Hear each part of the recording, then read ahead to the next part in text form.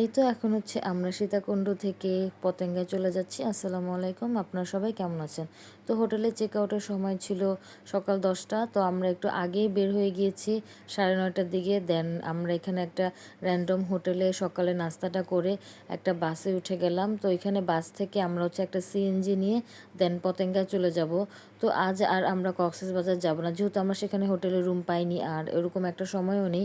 তো এই কারণে হচ্ছে সামনে যেহেতু পতেঙ্গা আছে, তো সে ভাবলাম সেখানে যে ঘুরে আসি। তো এখানে হচ্ছে আমরা একটা সিএনজি নিয়ে নিলাম। দেন সিএনজি করে একদম ডাইরেক্ট আমরা পতেঙ্গায় নেমে যাব। তো যাওয়ার সময় হচ্ছে এখানে স্টেডিয়াম দেখতেছিলাম খেলার। তো আজ বাংলাদেশ আর কোন দলের জানি ম্যাচ ছিল, বাট আমার মনে পড়তেছে না। এই তো বলতে বলতে আমরা হচ্ছে চলে এসেছি আমাদের লোকেশনে। তো এসেই এত বেশি গরম লাগতেছিল। তো রাতের বেলা তো খুব বেশি ঠান্ডা বাতাস লাগে, আর সূর্যের তাপটা দিনের বেলা এত বেশি ছিল যেটা বলার মতন না। খুব বেশি গরম লাগতেছিল, আর মনেই হচ্ছিল না যে শীতকাল এটা। আর আসতে না আসতেই আমার স্কিন টোনের কালারটা দেখেন একদম চেঞ্জ হয়ে গিয়েছে, রোদে একদম আমার চেহারাটা পুড়ে গিয়েছে। তো ভাবলাম আমি যেহেতু একটা সানস্ক্রিন নিয়ে এসেছি, এটা দিয়েই দিই। তো আমি হচ্ছে স্কোয়ারের এই সানস্ক্রিনটা দিয়ে দিব। তো সাথে আমার হাজব্যান্ডও একটু অ্যাপ্লাই করে নিল। তো আমি হচ্ছে এখন বিচে নামতে চাচ্ছিলাম, বাট আমার হাজব্যান্ড বারবার নিষেধ করতেছিল যে এখানে পানিটা খুব বেশি ময়লা, আর যেহেতু বর্ষাকাল না, তো পানি ময়লা হবে, এটাই স্বাভাবিক। তো আমি বারবার বলতেছি যেহেতু বিচে এসেছি ফার্স্ট টাইম, তো পানিতে না নামলে কি আর হয়, তো অল্প হলেও একটু নামবো। তো এখানে হচ্ছে আমি নিচে যাচ্ছিলাম, তো দেখতে খুবই ভালো লাগতেছিল। তো যেহেতু আমরা একটু সকাল সকালে বের হয়েছি আর আস্তে আস্তে প্রায় 10টা 11টার মতন বেজে গিয়েছে, তো বিচটা খুব বেশি খালি ছিল, ফাঁকা ফাঁকা ছিল। তো দেখতে খুব বেশি ভালো লাগতেছিল। তো পানি খুবই কম ছিল, তো ভাবতেছি বর্ষাকালে আসলে হয়তো আরও বেশি সুন্দর লাগতো। তো খুব বেশি ইচ্ছা ছিল যে বিয়ের পরে হাজব্যান্ডের সাথে এরকম বিচে ঘোরাঘুরি করব। তো আল্লাহ তাআলা এখন হচ্ছে আমার শখটা পূরণ করেছে এত বছর পরে। তো এখানে হচ্ছে আমার হাজব্যান্ড সে ফটোশ্যুট করতেছে, তো আমি তাকে একটু সুন্দর করে ভিডিও করে দিচ্ছিলাম। আর এখানে হচ্ছে তারপর আমার ফটোশ্যুট করা শুরু হলো। তো এখানে আসতে না আসতে ক্যামেরাম্যান ভাইরা জোর জবরদস্তি করে আমাদের ছবি তোলার জন্য পাগল হয়ে গিয়েছিল। তো কি আর করার, ভাবলাম আমাদের দুজনের ছবি কে তুলে দিবে। তো ওনাদের কাছ থেকে কিছু ছবি তুলেই নেই। আর এমনিতে তো আমি সেলফি তুলতে খুব বেশি ভালোবাসি, ছবি তুলতে আমার খুব বেশি ভালো লাগে।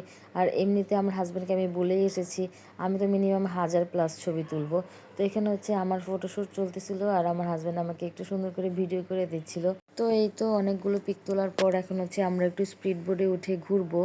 তো আমার যতটুকু শখ ছিল আর আমার হাজব্যান্ডের যতটুকু সাধ্য ছিল সবই ও পূরণ করার চেষ্টা করেছে। ও বারবারই বলতেছিল যেহেতু তোমার সব কিছুই ফার্স্ট টাইম, তো আমি যতটুকু পারি তোমার শখ আমি পূরণ করব ইনশাল্লাহ। তো এখানে আমরা জুতা রাখার কোথাও জায়গা পাচ্ছিলাম না, তো বিকজ অফ হাতে নিয়েই ঘুরতেছিলাম। আর এই তো আমরা হচ্ছে স্পিড বোটে উঠেও গেলাম। তো খুব বেশি ভালো লাগতেছিল, আর একটু রোদটা কম হলে মনে হয় আরও বেশি ভালো লাগতো। তো যাই হোক, যতই দুজনে মিলে এনজয় করি না কেন, বাচ্চাদের কথা কিন্তু খুব বেশি মনে পড়তেছিল। তো আমার মনটা একটু খারাপ ছিল। তো ওদের নিয়ে আসলে হয়তো ওরাও বেশি এনজয় করতে পারতো। তো আমার হাজব্যান্ড বলল যে ফেব্রুয়ারি মাসে ইনশাল্লাহ আমরা ফ্যামিলি সবাই মিলে আবার আসবো, তুমি এখন মন খারাপ করো না। তো আকাশটা দেখতে খুবই সুন্দর লাগতেছিল, আর সূর্যের আলোও অনেক বেশি ছিল।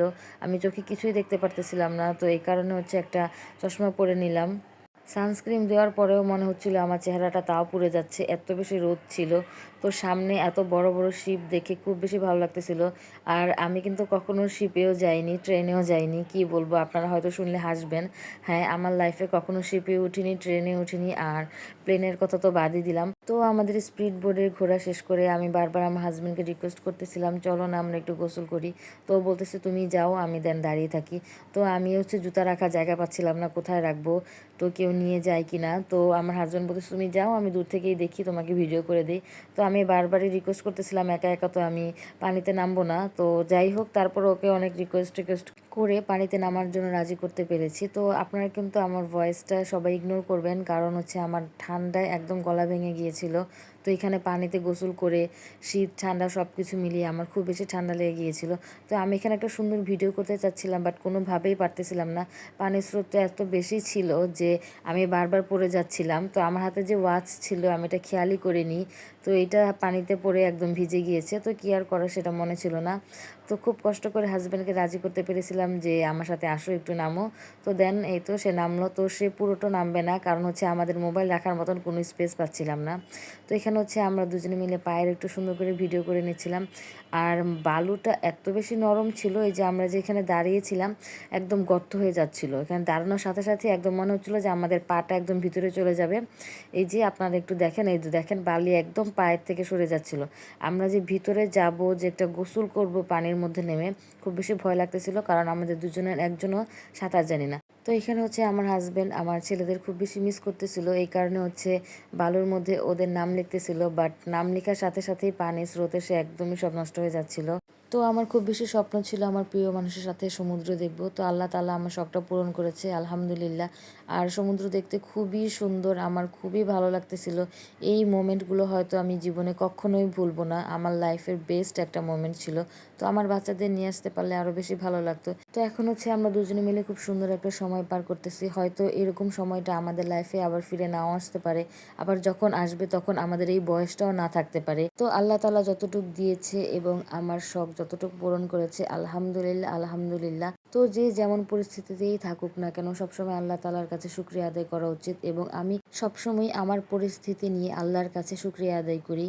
আমার লাইফে আমার খুব ভালো একটা ফ্রেন্ডের মতন জীবনসাথী হয়েছে, রাজপুত্রের মতন দুইটা ছেলে হয়েছে, থাকার মতন মাথায় একটা ছাদ হয়েছে, লাইফে আর কি লাগে। আলহামদুলিল্লাহ আলহামদুলিল্লাহ। আপনারা সবাই কিন্তু মাশাল্লাহ বলে যাবেন। তো এই তো হাজবেন্ডকে খুব কষ্ট মষ্ট করে রাজি করে পানিতে নামিয়ে দিয়েছি। তো এখানে গোসল করে দেন আমরা কিছু শপিং করব, আর সানসেট দেখে আমরা হচ্ছে 6টার গাড়িতে ঢাকায় ব্যাক করব। আমাদের টিকিট কাটাও হয়ে গিয়েছে। তো যাই হোক, আপনাদের সাথে দেখা হবে আবার নেক্সট কোনো ভিডিওতে। তত পর্যন্ত ভালো থাকবেন, সুস্থ থাকবেন। আল্লাহ হাফেজ।